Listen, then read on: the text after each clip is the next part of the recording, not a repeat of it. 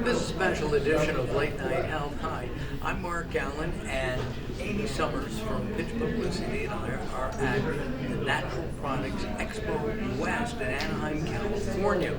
And we are here doing some pre-interviews with some of the panelists that will be appearing on the Elephant in the Room series on sexism. And we're so glad you can join us because we are going to take a look at kind of the broader issues in the industry on these interviews. So we're not going to be asking the same questions we're going to be asking during the panels. So you're going to want to make sure to go to inicivox.com, inicivox.com, and hit on the button at the top of the page to register and be part of these panels.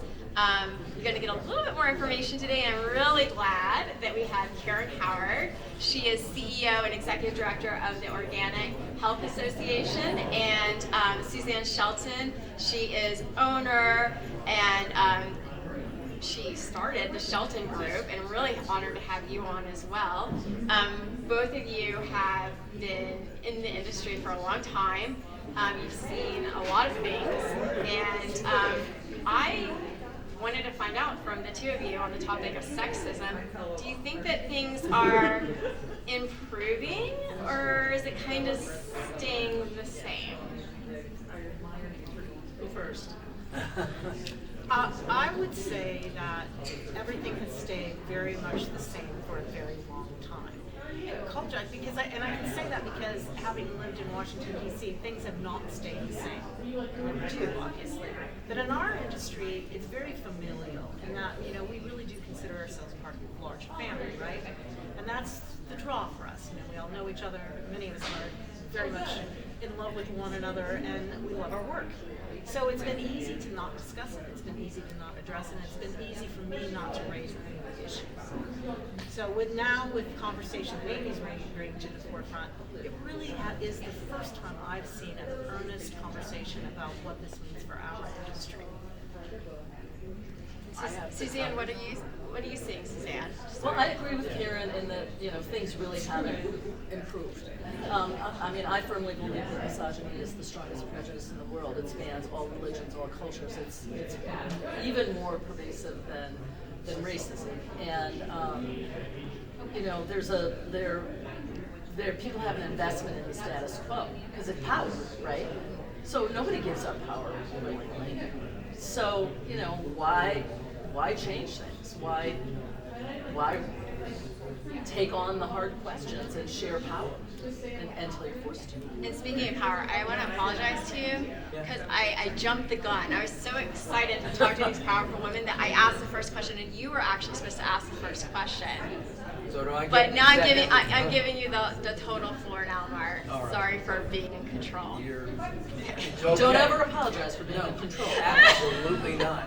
No, it's okay. I was going to say to you that this is the first time in the industry, to my knowledge, in a lot of industries, where there's really an important look in public at sexism and what we can do about it. I think that's really important, and this was your idea. Next year we'll do ageism, but this year on sexism, I'm with you. I'm very happy to have been invited to participate.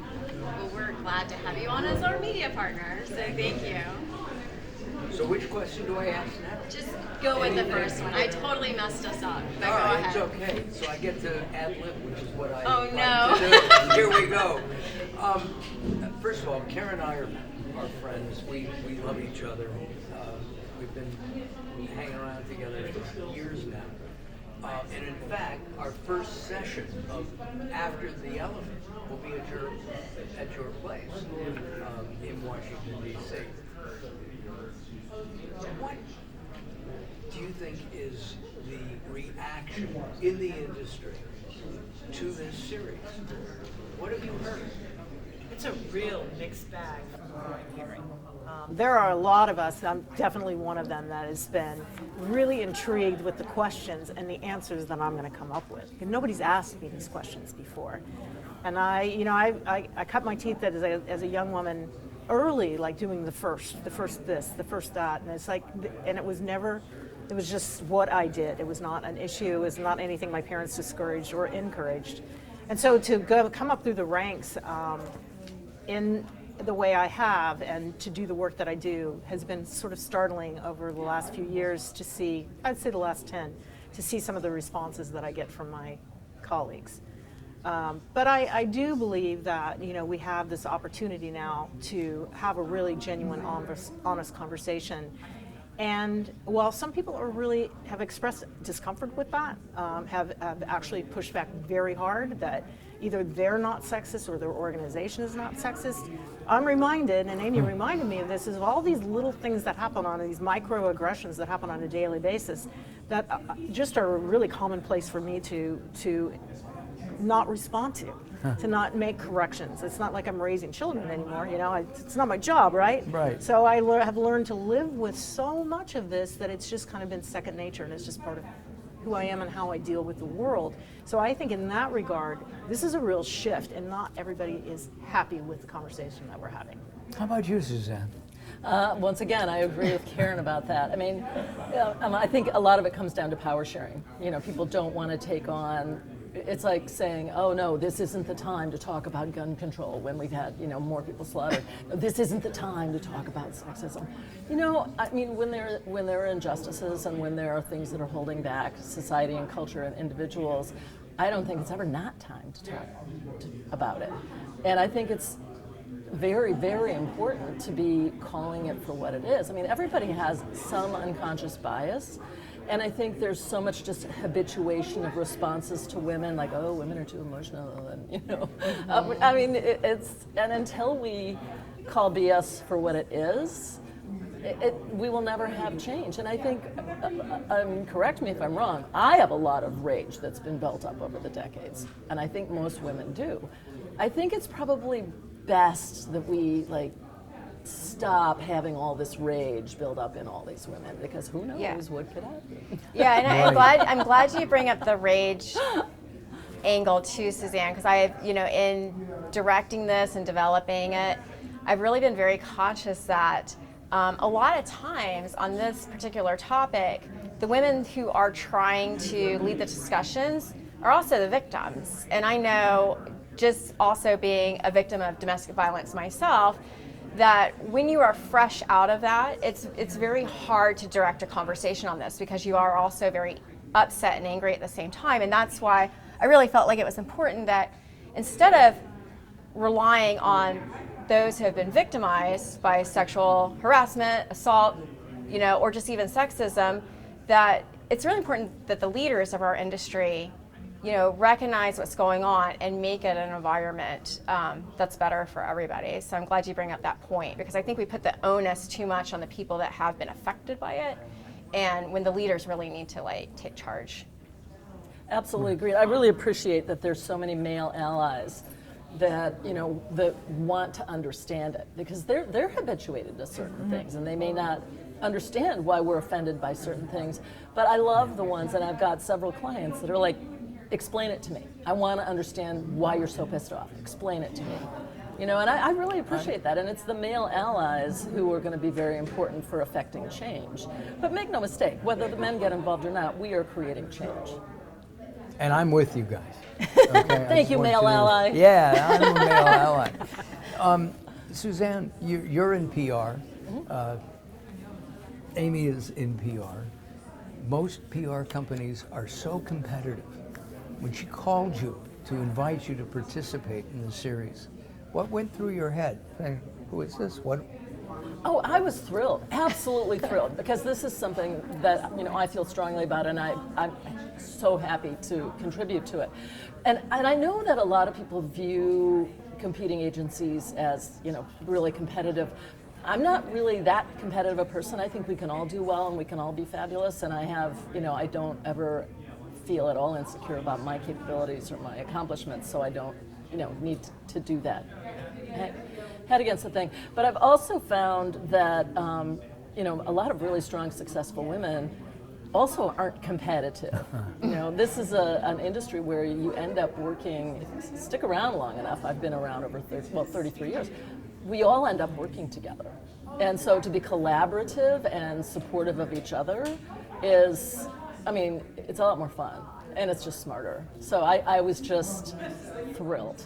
Not surprised though, because she's a pro. She's been around. She knows collaboration And I'm better. excited because Suzanne is such, I mean, a legend in our industry. So we've been celebrating our 20th anniversary for Pitch Publicity this year, but you've had your business for 30 years. Is 33. it 33 now? 33, yeah. And so what was exciting for me was normally we would not work together because we have our separate clients and we are doing similar things but for separate people. So I'm excited to work with you and collaborate with you on this. It gives me an opportunity as a PR professional to work with a peer in PR, not just the natural products industry. And there's been several nights where I've texted Suzanne or said, what do you think about this? I thank you so much for your feedback. And also just to say, Suzanne also already referred a client to me that she couldn't handle because she's too busy. So I'm meeting with him this week at Excellent. Expo West. Excellent. Thank you. No, and one more thing I want to say about Suzanne's credibility is that a lot of people come to me and you probably get this too, because PR people, I mean, they can be the worst, right? And they'll come to me and they'll say, I have this awful PR firm, they're terrible, and that's why I'm coming to you. But in all my years working in this industry, there has not, because I always ask, well, who was it? I always ask, who is it? And in all my years of asking who it is, your name has never come up with that, you know? Aw. So, I mean, that tells me that you do excellent work. And we also have one of your clients, Alon, from Alchemist Labs. He's going to be on our After the Elephant for Okay. session 2. So I'm excited about that. Yeah, Lon's wonderful. And I have to say that working with all the PR firms that I've worked with over the years, Amy is at the top. I mean, really, she is at the top. She realized that we've But that's only because actually, you haven't worked with Suzanne yet. Well, we do, but we also you do a broader range Yes. of PR work, and I just do B2B yeah, PR.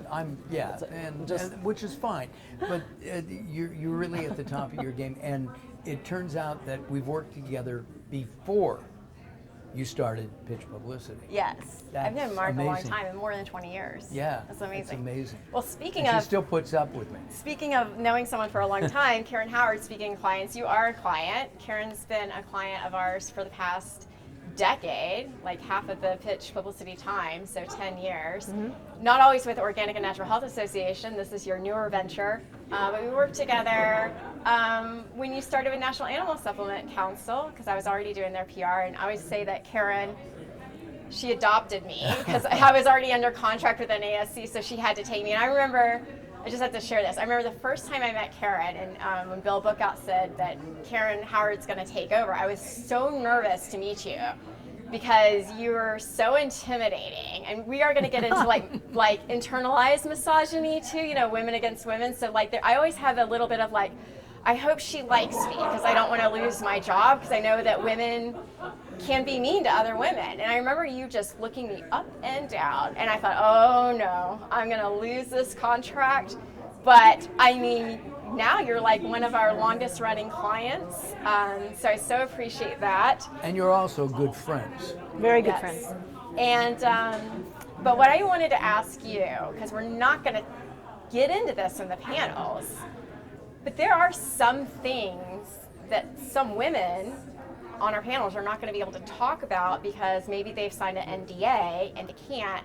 Can you just kind of walk us through that, and who is affected by that, and why is that an issue? So an NDA, non-disclosure agreement. And there are multiple reasons for having to sign one of those when you leave an organization of any kind, whether it's corporate, nonprofit. And it's a legally binding document that restricts what it is you can say. And anybody who has signed an NDA will never be able to tell you that they have signed one. So it's basically a gag order. And if you're not a skilled negotiator, or you don't have good legal representation, you can definitely come onto, and whether you're a man or a woman, you can definitely find yourself on the losing end of that stick. There's not much you can do about these things, depending on how you want to be able to leave the organization. There's another one as well, which is a non-compete agreement, and that actually probably has if you're going to do an NDA, there's some sort of action or reason that these things have to happen. But a non-compete agreement can be imposed upon you at any point in your career, whether you're a contractor, an employee. And the fascinating thing about that is that it would, one, prohibit you from moving elsewhere to a competitor. It's highly restrictive on your career advancement. The interesting thing about that, the piece of paper, is that there's a new regulation that's been issued out of the federal government that would not only eliminate the use of all of these agreements, but it would terminate all the agreements that are in place currently. Oh, wow. Yay. Retroactive. Retroactive. Wow. And it's just, we're just learning about it. It's just been put out. It's that kind of systemic change. We can, oftentimes we can make individual decisions about an NDA. But in terms of these non-competes, you are frankly very powerless. And it's always going to hurt the people lower on the rank, those who are aspiring to go up the ladder, certainly women, and probably some really talented men at the same time. So if those kinds of systemic changes were to really start to go into play, then I think you'd see kind of a different way of looking at the world and your ability to play on a fair and equal basis. Because there's so many ways where you can keep that playing field from being level. Yeah, I'm glad you brought that up because, and I've discovered this on my own journey, is that you think you're doing all the right things and then you come to find out the laws don't support you. So you're not going to win, no matter even if you're right, even if you're a victim, you're going to get into that courtroom or you're going to confront a lawyer and you're going to find out, well, the laws weren't written to support you. And then it's a dead stop. Yeah. Basically, what you need to do before you sign any of those kinds of agreements, talk to an attorney. And you'll be discouraged from that. There won't be any need for anyone to talk to an attorney. We'll all take care of each other. And well, I mean, I have a lot of good friends who are lawyers. Nobody really wants to spend a lot of time on legal fees, right? But it is something that I think women are increasingly more aware of in terms of protecting their own interests and not relying on good faith, goodwill, and trust to ensure that your financial wherewithal is not being compromised. That's a good point because one of my former interns was working at a very large corporation, and this happened to her where she was going to be exiting, and they did that to her. They said, you got to sign all this. And so when I met with Paulina, I said, here's my lawyer's number, have somebody else look at this. And she said, but they said it was going to be okay and that everything was fine. I'm like, and that's their lawyer, so you have to have somebody else look at it. And they were so threatened by that when this young 30-something went back to them and said, I'm going to have my own lawyer look at it. And I think that's a good point that you bring up. Women need to know, if the lawyer is not your lawyer, they're definitely not looking into your best interest. Absolutely. Yeah. Absolutely. That's why when you buy a car or lease anything, all that legalese, you got to have it checked out. Yeah, and I told Paulina, I'm like, it may cost you some money, but it'll save you a lot of money in the long run because this is your career we're talking about. Well, we are out of time on this episode. Amy, thank you very much. If somebody watching wants to participate and watch the Elephant in the Room series, where do they go?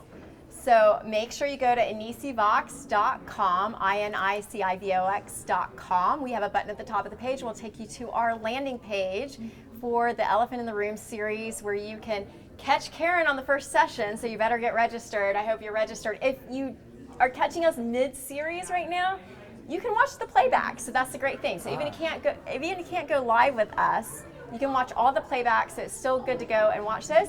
And then Suzanne, you're joining us for session 4. I'm really excited about your session because we are going to get into some of those legal things.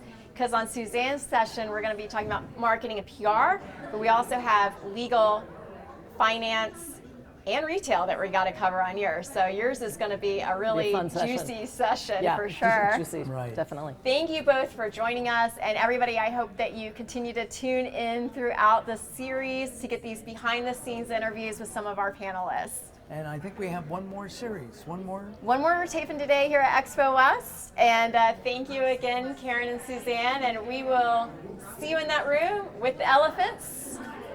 We're going to go face-to-face with them. Thank you so much. Thank you. Thank you, Amy. Thank you very much.